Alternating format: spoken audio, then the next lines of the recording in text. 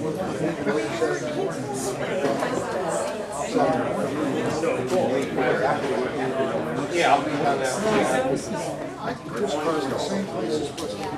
to welcome everybody to our meeting tonight. We got lots of people. It's going to be an excellent program.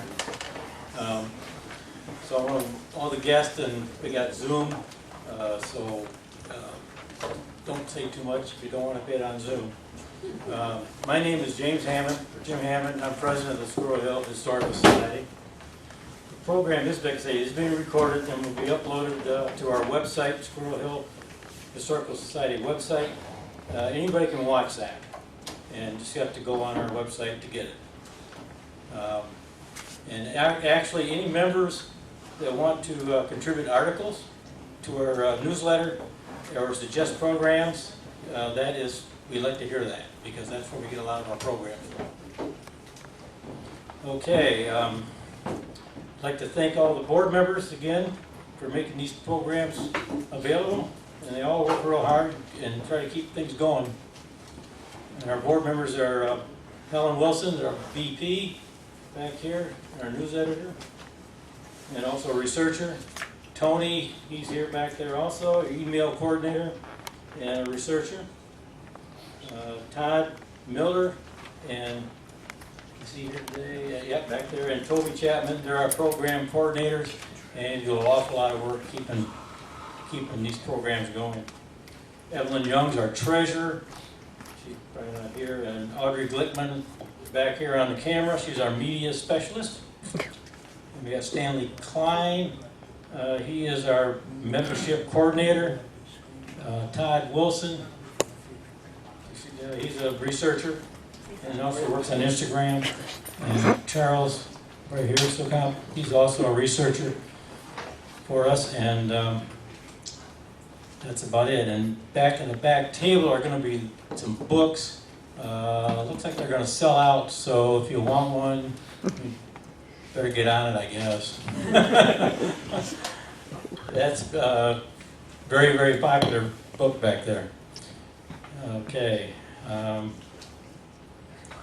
And I'm going to have Todd Miller will introduce the guest tonight for the speaker. And I don't have any other announcements really, just this is going to be a long program. Only other thing I want to say is get ready for detours and delays, because that project placing that tunnel into the Squirrel Hill tunnel there is going to be a mess. And that's going to start real quick. They already put new power poles on commercial, and they got to cut some roads down, somehow the commercial to the highway, and off Wilkinsburg, because all those trucks have to go that way. They got to redo all that. So just get ready. It'll be interesting for a couple of years.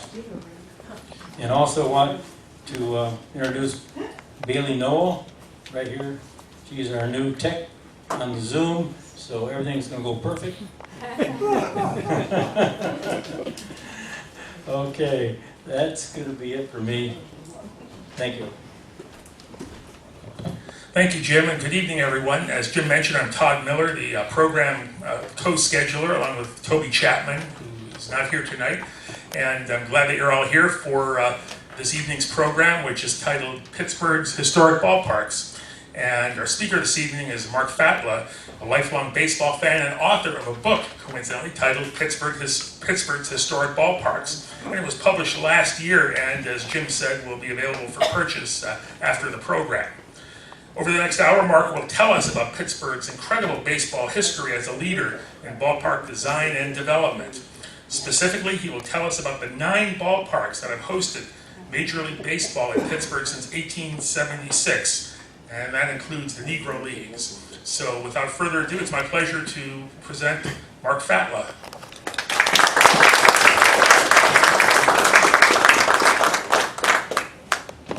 That was very nice. And with the construction coming, I guess this will be the last time we get to visit Squirrel Hill for a while. If you're on the north side, see a large man in a black hat, it's probably me. So that's how you know me normally. The book is Pittsburgh's Historic Ballparks. This started during the pandemic. I was sitting at home, realized I couldn't go to bars, restaurants, the Elks Lodge, ball games, and I'm like, what the heck am I going to do with all that extra time that I spend in those places? And I thought about this book for a long time and decided, well, then I guess this is what I'm doing with the pandemic. So this is hopefully one good thing that came out of that. I live on Beach Avenue on the north side, and my house was built in 1870. And I'd often thought about the guys who lived in my house in the 1870s, 80s, 90s, who were walking to ball games at Recreation Park and Exposition Park. And I wondered how their experience was similar or different than me walking to ball games. And I expect that both they and I were blowing off work to do so. That's how this first got started, was trying to understand how it was for a fan who might have been living in my house back in the late 1800s. I learned after a time that nobody had really done this book. A lot of books about the star players, about the championship seasons, but nothing about the ballparks. Some minor stuff, some sort of overviews, but nothing in detail that covered the development of the parks. It's kind of like always writing about the play and never talking about the theater or the stage. So, as he said, there are 9 ballparks. Union Park and Exposition Park on the north side. Of course, you know Ford Field. 4 Negro League parks, Central Amusement, Ammon, and Greenlee all on the hill. Westfield and Munhall, and Trier Stadium, PNC Park, of course. Being a North Sider, I realized that we were living in the cradle of what was early baseball in this region. Gus Colares just passed away, the ice ball man. Anybody know where his stand is in the park? Yeah. The first documented game in the region was directly across the street from where Gus's ice ball stand is. Now you have to imagine it now without any trees, but basically it was a big flat, empty piece of ground, and in 1857 there was a newspaper story about a ball game there. Now undoubtedly there were games before that, but this is the first one that came to the notice of newspapers and got recorded. A Union Park, and later called Recreation Park, at the top of the map. Exposition Park at the bottom center, sharing part of its footprint with Three Rivers. And of course PNC, and just to keep you oriented, there's Heinz Field. Union Park was a big empty lot and had something of a natural depression in the middle. So in the wintertime, the folks who owned the land would fill up that natural depression with water, let it freeze over, and then charge you to ice skate on it. And they provided other things like bands and other attractions. But in 1865, they advertised baseball on ice on the pond. I'm not sure how the heck that works. But the reason is, it's 1865. Baseball is big. You know why? What happened in 1865? Civil War. The Civil War ends. All those soldiers came home. You know what they were doing in camp to kill time between the absolute terror of battle? They were playing baseball.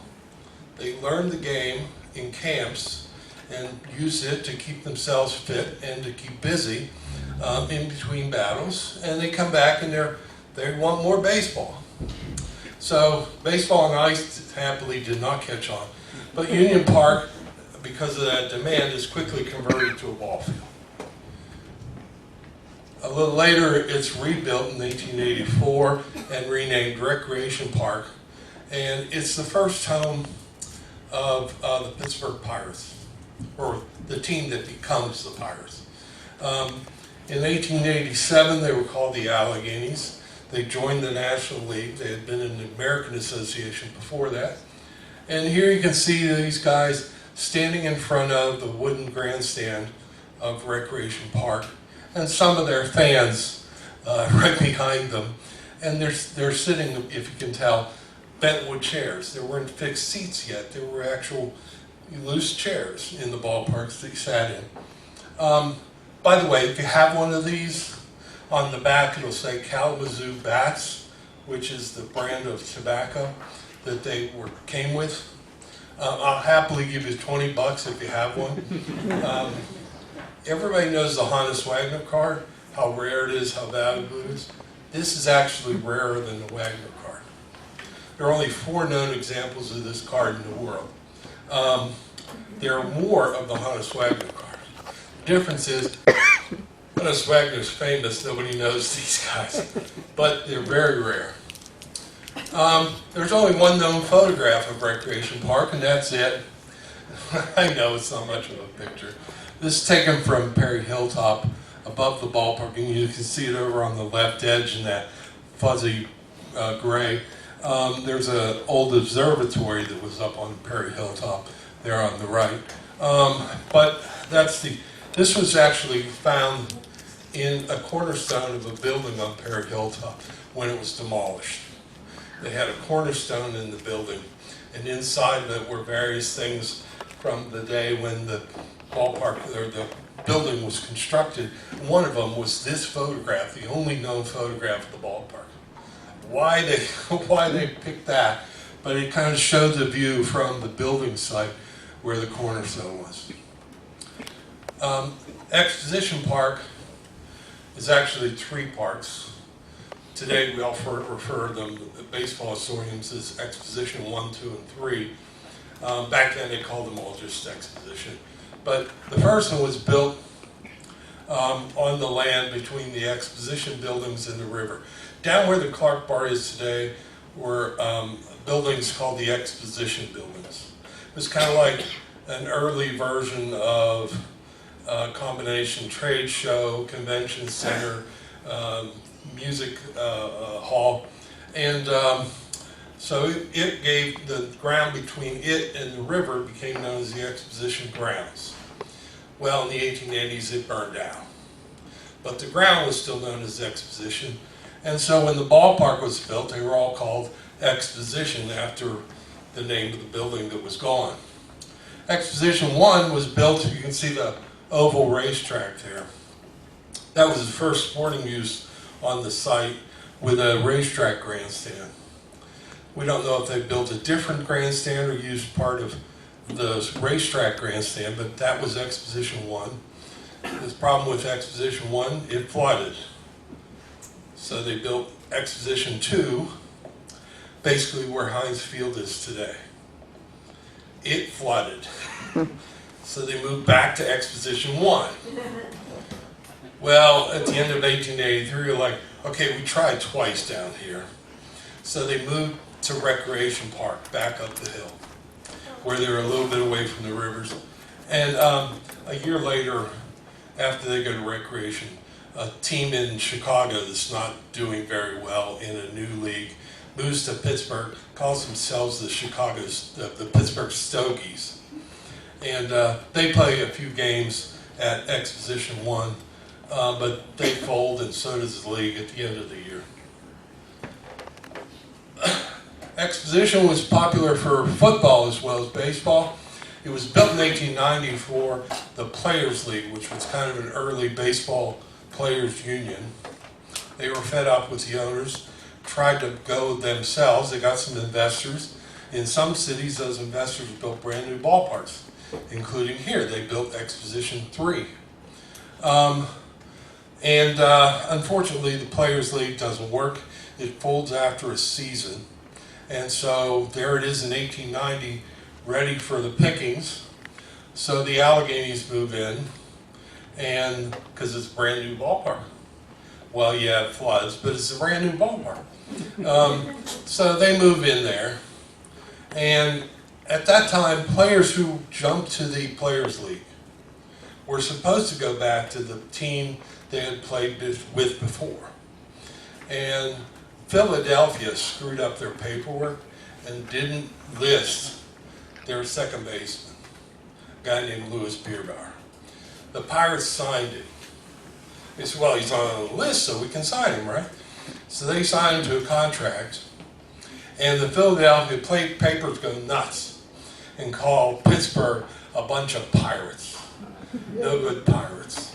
Well, the team kind of says, "Oh, that's a lot catchier than alligators." So yeah, we're gonna embrace it. Here in 1899 is a semi-pro football club. They were actually the best semi-pro club in the country, the Duquesne Country and Athletic Club. And you can see the grandstand of Exposition 3 behind them. The tower at the top left is the stair tower that took you to the upper levels of the ballpark. And then at the far right, you can see the edge of the rooftop seating, which you'll soon see in a little bit. Sorry if I'm in your road. Let's see. Anybody know this guy? Yeah. Barney Dreyfus.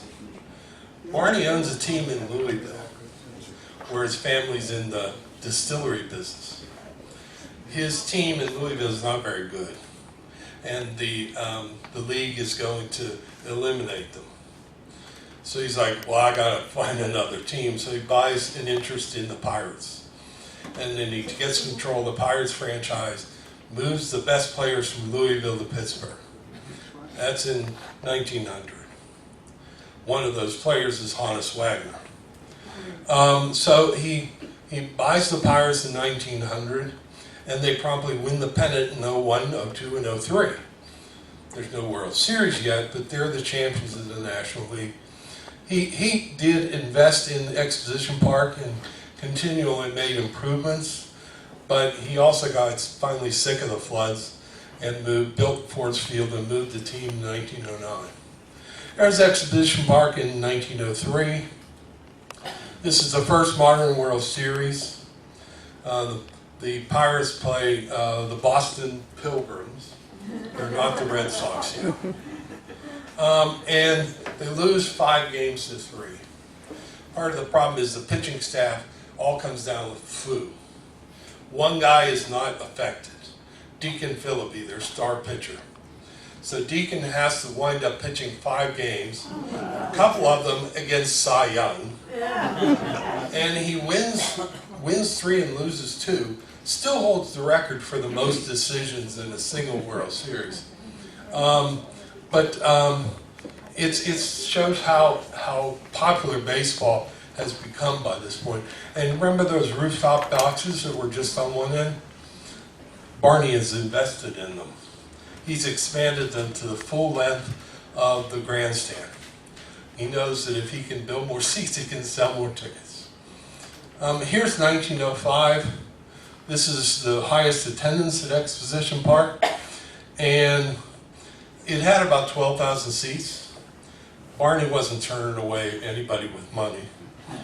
So they would string ropes in the outfield and take their money to stand behind the ropes. And a ball hit into the crowd was only good for a double. If you still cleared the wall, it was a home run. But if you hit it into the people, it was only a double. But I mean, those people are close enough to throw things at the outfielder. So 18,000 people he jammed into that ballpark. And then, of course, after the game, you couldn't do this today, but most of the time they exited across the ball field. And what are they running for? The streetcars. It's the principal way to move around, right? So they're all running because they know the streetcars are going to be absolutely jammed after the game. Exposition Park seen from up on Monument Hill where CCAC is today. And the new exposition buildings are across the river at the Point. And they're included in my next book, which will come out next year, which is about the football, hockey, and basketball venues. And the exposition buildings at the Point house one of the earliest ice rinks for hockey. So, again, the problem with Exposition Park is it flooded all the time, every spring. And here it is, 1909, last game of the Pirates. All these freeloaders sitting up where CCAC is. watching the game for nothing. And the next day, Forest Field opens. So it's not the end for Exposition Park, though. A new league is formed, the United States League. They want to challenge the National and American Leagues because there's so much money in baseball. And if you can't get a franchise in one of the two major leagues, the big money guys got together and said, we'll start our own league. So they created a U.S. League. And the Pittsburgh team was called the Pittsburgh Filipinos. Anybody know why? Remember Deacon Philippi, who pitched those games in the 1903 World Series? He's the manager of the team. And the newspapers therefore dubbed them the Filipinos after Deacon Philippi. Gotta be the weirdest nickname for a sports team in all time. That he's leading the league. A month in, they're in first place. And then the league folds. It collapses financially. He's still with them the next year when the Federal League takes over and makes a run at it. They changed the name to the Stogies, and then they're called the Rebels. On opening day 1913, this is what happens. There's a flood. Nothing like getting all geared up for opening day, and your ballpark is under a couple of feet of water. This is the last view of it, 1915. The last active season for Exposition Park as a major league park. And the last known photograph of the park. It was still in use for amateur football and baseball and for Wild West shows and circuses and the like. But nobody was maintaining it and nobody was keeping an eye on it. So, it becomes sort of a nefarious place. And a body was found underneath the bleachers. And here are the detectives examining the spot at the back of the bleachers where this murdered man was discovered. So that's the last known picture of that ballpark. Forest Field's built 1999, takes about 4 months. What I love about this is, see all these people sitting there on the seating terraces? There are no seats yet. They are people who just wandered onto the construction site and sat there to watch them build it. And there are newspaper articles from the time who talk about crazy baseball fans who just show up at the ballpark during construction and just sit there and watch them build the thing. And there are so many of them that can't chase them away. This is the drawing, the artist rendering of the brand new Forest Field. This appeared on the cover of the program for the first game. So if you have one of these, I'll give you another $20 for it. It's also a very popular postcard. So there it is in 1909 after it's finished. For those of you who are old enough to remember Forest Field, I was a kid, I remember it. But that might be what you remember it looking like. 1909 World Series, tough ticket to get. This is a pole that actually stood behind left field. And I don't know that I've ever been that desperate to watch a ball game. But maybe somebody's grandfather's on there, I don't know. But these guys climbed this pole to watch the World Series. Here's the park as it looked from the interior. And after it's newly built. In 1925, it's expanded with the addition of the right field pavilion there on the left. And there are a lot of pictures of individual highlights of games in the book, because the focus isn't on that, it's on ballparks. But this one I had to put in because it's so unique. That's Babe Ruth trotting home after his final home run of his career. He hit the last 3 home runs of his career at Forest Field. He's playing for the Boston Braves. His last home run is the first one in history to clear that right field pavilion roof. And the photographer has captured this moment where Ruth is coming in to score on his very last home run.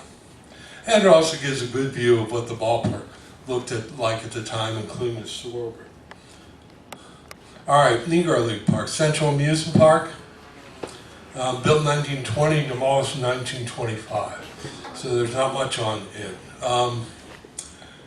Baseball was popular in the African American community as well, and there's money to be made. Alexander Williams owns a pool hall in the Hill, and he's having some health issues. He goes to his doctor, and the doctor says, well, the problem is you work in a pool hall. You're in a basement pool hall. It's dank, there's lots of smoke, it's an unhealthy environment. You should get involved in something outdoors. And so he gets into what his wife called the baseball. And he gets into the business of the baseball. He builds a ballpark. In 1921, they joined the Negro National League as a sort of associate team playing a part-time schedule. In 22, they're a full-time member of the league, and he loses his shirt. I mean, everything. His house is mortgaged, his business folds. Some other folks try to run some independent league teams there, but they don't work, and the ballpark is demolished by 1925. Nothing had been built on the site before 1920, before the ballpark. Nothing's been built on that site since. It's still an empty lot. And this is the only picture we have of it. And this showed up just a couple of months before I went to press with this book. So this is the first time this image is published. And as I said, it's not a great photo. It's the only one we got. It's taken from the bottom of the hill in Soho. And you can see a fairly simple wooden grandstand built close to the edge of the hillside. And if you were on the site, you look at it and you go, how did they squeeze a ballpark on here? And this aerial shows the three Negro League parks at the time, all within short walking distance of each other. Top left is Ammon Field. On the right, where you can see the diamond, that's Greenlee Field. And the scar to the lower left is what the site that was Central Park. But they're all pretty close together. We have no pictures of Ammon Field, which was a city recreation site. The only thing we have is this: there was a murder on the site, and the Courier provided this sketch of the site and of the locations where the body was found and so on. So this is all we know of the layout of Ammon Field. Hoping that someday we'll turn up a photograph of it. Here's Greenlee Field. It's the 1935 Crawfords in front of it. Those three arch-topped openings, that's how you got into the ballpark. And you went up a set of steps to the seating bowl. There's the interior. You see the young fella at the bottom right there? The boy with the bucket? What's in the bucket? Beer. Beer. It's bottles of beer and ice. And that's how he'd be the early beer vendor. He'd walk around with that. Trouble was, Gus Greenlee was an African American, but his partners were white businessmen. He only owned 25% of the ballpark. His white partners would not let him hire African Americans to work at the park. So even though his customers are all black, and mostly his neighbors and customers at the Crawford Grill, which he owns, and he runs numbers, he can't hire them. So that young boy is a white boy who's working as a beer vendor, and probably the old timer on the bottom right in the straw hat is probably part of the ballpark management as well. Westfield and Munn Hall. If any of you know Munn Hall, the municipal building is there kind of lower right. And the ball field has been completely demolished and replaced with a new field. So if you go there, there's a ball field and football field there. But the original stadium, which had survived until recently, it had been abandoned and boarded over, but it was still there. They just demolished it and replaced it just within the last 7 years. Here's Forest Field when it was expanded in '38 with the crow's nest. And lights were added in 1940. This is the crow's nest from inside. He had a good team in 1938. He was hoping to go to the World Series. So he expanded to add the crow's nest, to add seating for out-of-town reporters. They didn't make the World Series, but we wound up with a defining element of the place. Anybody remember Ralph Kiner and Greenberg Gardens? Yeah. So in 1947, the Pirates signed Hank Greenberg, who was a great power hitter before World War II, but he spent 4 years in the Army, in the service. He comes back, the Pirates signed him to a contract. In order to help him out, they shortened the left field by 20 feet. They built a fence in front of the wall and in front of the scoreboard. And it's called Greenberg Gardens because he's going to hit quite a few home runs that just make it over the new fence. After that one season, Greenberg retires to take a front office job in Cleveland, but there's a rookie on that team who also takes advantage of that. That's Ralph Kiner. He goes on to lead the league in home runs 7 consecutive years, the only person to ever do that, and it was called Kiner's Corner after Greenberg left. There's a layout there, an aerial, shows you the crow's nest is the bottom, Greenberg Gardens in left, and you can see the light standards. This is one of my favorite images of the ballpark. This is out behind the left field wall during a night game. I want to be sitting with those old timers. You can't see the game. You can hear the sounds of the game. You can hear the crowd. You can hear the crack of the bat, and you can sit. Maybe you got a transistor radio, but you're sitting there kibitzing all night on a nice warm summer evening with the light of the ballpark. I think that's one of the great shots at Forest Field. Hannes Wagner, seen in the bottom in the car. That's the dedication of his statue in 1955.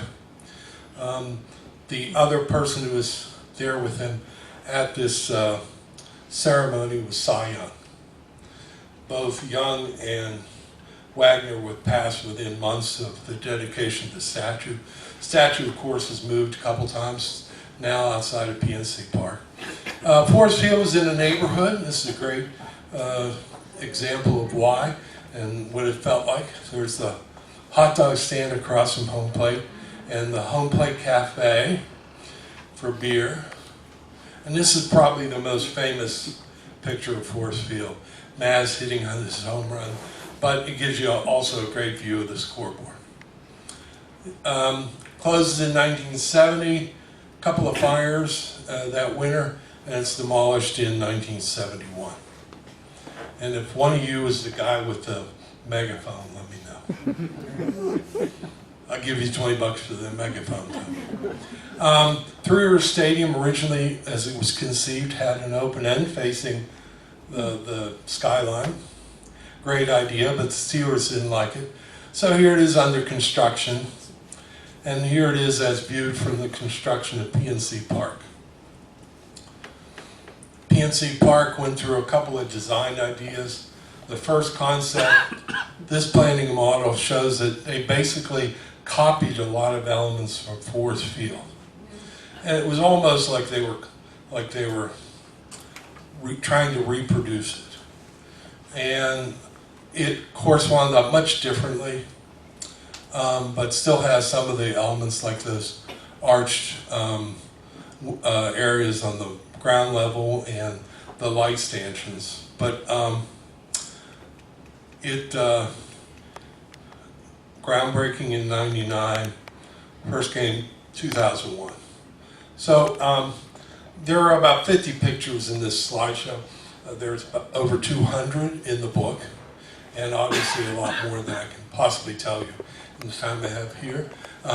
For those of you who already bought the book, thank you for taking it on faith that maybe it'll be good. And those of you who haven't gotten it yet, I'll be sitting in the back.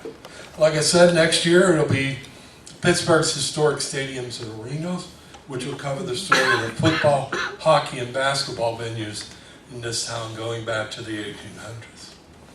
All right, questions?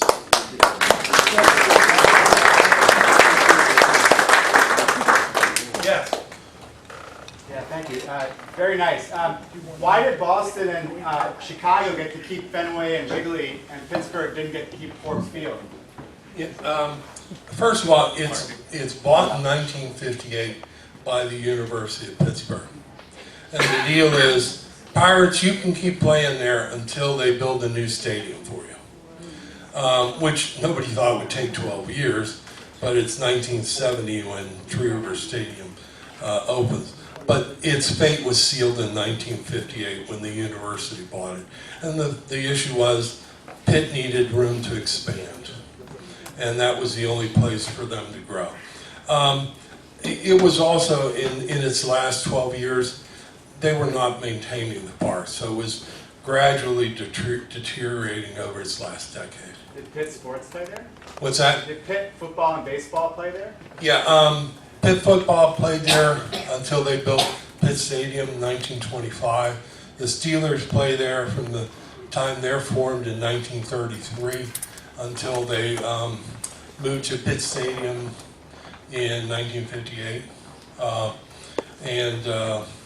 But there's also Duquesne plays at Forbes Field.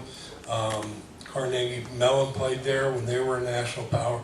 There are a lot of other uses, which is partly why I wrote the second book, which is there's so much stuff you couldn't include. I focused just on baseball for this one. So I'm trying to add some of those other parts of the picture. Yes? Tell us about Fred Carroll's monkey. About what? Fred Carroll's monkey. Oh, thank you for bringing I went over it to save us a little time. It's the greatest ballpark legend, I think, of all ballparks. The Pittsburgh Alleghenies are in the American Association in 1886. They moved to the National League for 1887. And Fred Carroll's their star player. He has a pet monkey, which becomes the team mascot. Now the story is that the night before they're to play their first National League game, the monkey dies. So Fred and a couple of other guys, presumably under the influence, go into the ballpark at night, dig a hole under home plate, and bury the monkey. Now, some local historians have looked at this very carefully. They contend that, in fact, the monkey was on a trip with Fred and died in Colorado. And it was unlikely that Fred would have brought a dead monkey with him all the way back to Pittsburgh. On the other hand, I said, what? There were refrigerator cars. They were called reefers. He could have gone to one of the railroad men and they would have put it in the cooler. So it's theoretically possible. The building's not occupied by an industrial building with a nice big concrete floor, so we can't get to it. I will tell you, if that building ever goes down, and I live walking distance from the site, I'm going to be out there in the middle of the night with a sledgehammer trying to find monkey bones under that slab. So, thank you. Yes, sir. After its initial design of PNC Park, which resembled Forbes Field, why did they go make kind of a left turn and not follow through with what the original design was? I think some people said, you're just copying. It's got to be of its own design. And I'm not privy to the internal discussions of that. But the impressions I get from the people I do know at the Pirates was that there was some pushback that you can't just copy Forbes Field. You got to do something unique to its time and place. And you can keep some of the ideas, but make it its own. And I think it's actually better because of it. Somebody else in the back? Yes? Yeah, how extensively did Forbes Field change in its appearance and structurally over the 60-plus years it was in use? Yeah, it changes quite a bit. Forbes Field, mind you, is in business for 61 years. So there are a lot of changes over time. They're documented in the book in more detail than I can give you here. But for example, everybody knows that home plate is in the Forest Quad building at Pitt, right? Well, actually, the location of home plate depends on the year you're talking about. Because it's not in the exact same place every year of those 61 years. So that's where we think it was in its last decade. But it was in a very different place in 1909 when it opens, and then it moves again in 1911 and 1912, and it probably moved in 1925. So there are a lot of changes that happened to that ballpark. Dreyfus and the family kept reinvesting in the park, just the way he had done with Exposition. Yes? So in the 1950s movie Angels in the Outfield, Yeah. it takes place at Forbes Field. Do you know if they shot the scenes in the locker rooms, if that was Forbes Field locker rooms? You know, I've seen those pictures, and I've seen actual photographs of the locker rooms. So they look to be the locker rooms or a damn good copy of them. Same kind of subway tile on the walls. We think they were. I don't know anybody who was involved in the movie at the time. The exterior shots absolutely shot at the ballpark. Because it looks really dingy and decrepit. Well, you know, locker rooms were far more utilitarian than we think of them today. Who else? I was just going to comment. I was in that, I had a class in that building many years ago. Fourth Quad, yeah. And I was looking at home plate, and one of the maintenance people said, "That's not really it." And he pointed to the lock closet and said, "That's where it was." And that is a fairy tale. Is that right? Yes, that is a story that Pitt tour guys made up years ago and have repeated ad nauseum to the point where everybody thinks that home plate is really in the ladies' room. And that's what they're usually told. And it's not true. In fact, at the Force Field Wall last year, on October 13th, when they do the recreation of the Game 7, a guy came up and was looking at the book and started talking to me. And he says, "Oh, well, I was part of the team that located that for the construction crew." So right away I grabbed Len Martin, who's the guy who found the location of Exposition Park's home plate and is working on putting a marker for Three Rivers home plate. And Len has been studying this for years. And I get Len and I put the two of them together. And the guy's adamant that the location it is in Forest Quad is the location that it was in when the building was demolished.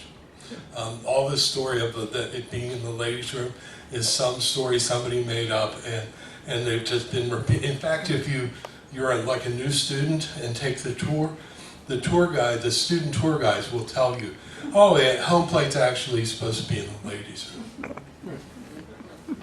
Yes. I'll move up a little. So, since this is Squirrel Hill, and I just researched something that I haven't, well, I had read somewhere or seen on a map that the Homestead Grays played in what was called North Homestead, which is now Duck Hollow, which is... Yeah, somebody else asked me that earlier. Yeah. They may have used it as a practice field. They may have played some pickup games, some independent games. They did not play Negro League games there that we know of. They generally used Forest Field for Negro League games. On occasion in the early years they used Greenleaf Field in the 30s.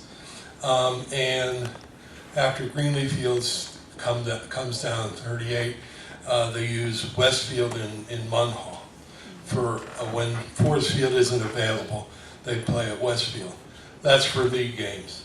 They may well have played, they played all over the region against other teams, just independent folks to make money, the kind of barnstorming. So that they could have played there, or they might have practiced there, but they did not play league games there that we know of. Now, I could be wrong. I haven't looked at every single newspaper on every single Negro League game. I've looked at a lot of them, but I can't say I've been to every one, but we've not found that they were anywhere other than those sites that I mentioned.